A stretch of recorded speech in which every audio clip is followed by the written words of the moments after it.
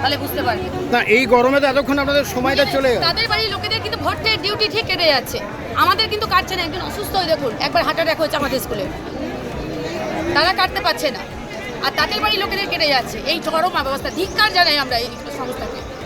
কোনোদিন ভোটে মনে হয় দেখিনি আমরা, একজনও কেউ আশ্বাস দিতে পারলো না যে আপনারা যান ডিউটিটা করুন, আপনাদের টাকা ঠিক অ্যাকাউন্টে ঢুকে যাবে। এটা কিন্তু কেউ আশ্বাস দিতে পারলো না, এত চরম অবস্থা।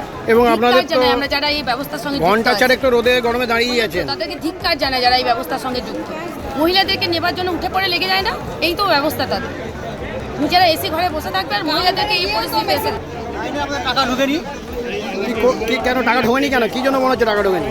টাকা ঢুকেনি, এটা টাকাটা মেরে খেয়ে নেবে, আত্মসাৎ করবে, পরিষ্কার তো বোঝা যাচ্ছে। কি করবেন এখন? এখন লাইনে দাঁড়িয়ে থাকবো, টাকা নেবো। আর যদি না দেওয়া হয় তাহলে? না দেওয়া যায় হয়তো ডিউটিতে যাবো না। কেন ঢোকেনি মনে হয়? কেন ঢোকেনি মনে হচ্ছে?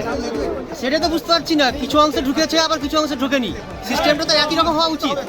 পাবো না তো কেউই পাবো না, আর পাবো তো সবাই পাবো। আপনি এখন দেখুন বিরাট যে লম্বা লাইন, অনেক সে সকাল তখন থেকে আমাদের দীর্ঘ ওইখান থেকে লাইন, এবং এই গরম, প্রবল গরম। হ্যারাসমেন্ট কিছু নয়, এটা হ্যারাসমেন্ট। সেই মোটামুটি লাইনটা দেওয়া আমাদের অলরেডি 2 ঘন্টা হয়ে গেল। এই যে ম্যাক্সিমাম লোক, তার মানে মনে আমার যে আইডিয়াতে 50% কেন তার বেশি সংখ্যক টাকা পায়নি।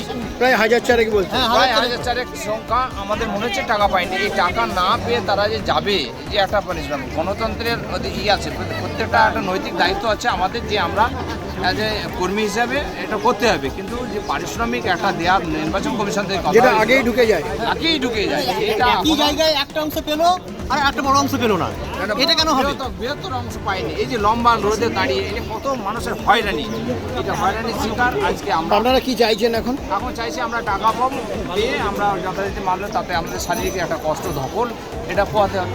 আপনাদের তো মানে অনেকটা প্রাণ শক্তি বেরিয়ে যাচ্ছে রোদ গরম।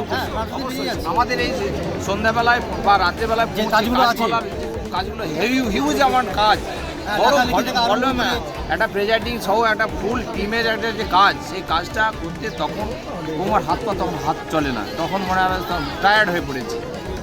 টাকা পাইনি। টাকা পাননি কেন? না, টাকা পাননি মানে টাকা ব্যাংকে ঢোকেনি, টাকা যায়নি এখনো পর্যন্ত। এবার আমরা ভোট করব, ভোটের জন্য মালপত্র নেব না এই লাইনে দাঁড়িয়ে টাকা কালেকশন করব। এরকম কতজনের অবস্থা দেখতে পাচ্ছেন? কমসে কম 1000 জনের অবস্থা হয়েছে সবাই, 4000 মানে 50% লোকের টাকা ঢোকেনি, অ্যাকাউন্টে টাকা ক্রেডিট হয় কারো ঢোকেনি। এবার এখন যদি টাকা না তুলি, এই টাকাগুলো সব চলে যাবে, সব মানে গায়েব হয়ে যাবে টাকা। আপনাদের এখানে এসপিএস ছিলেন, উনি কি বললেন? হ্যাঁ, নিরাপদ এসপিএস ছিলেন, তিনি কি বলছেন? টাকা পাঠিয়ে দেবো, কিন্তু টাকা পাঠায় না। আমাদের যা আছে, অভিজ্ঞতা আছে বিগত দিনে, টাকা যদি না নিয়ে যায় এখান থেকে, তাহলে সে টাকা আর ঢুকবে না, আর টাকা পাওয়াই যাবে না। আচ্ছা, যদি টাকা না দেয় আজকে, তাহলে কি আপনারা ভোটে যাবেন না? যাওয়ার ইচ্ছা নাই, কিন্তু যেহেতু ভারতবর্ষের গণতন্ত্রটাকে মানি, তো তাই হয়তো যাব, কিন্তু ওদেরকেও বুঝিয়ে দিয়ে যাব যে আমরা কি জিনিস। ভোট তো করবোই, দিনের শেষে ভোটটা করব, কিন্তু ওদিকে বুঝিয়ে দেবো যে তোমাদের চেয়েও আমরা কতখানি জানি সেটা জানি।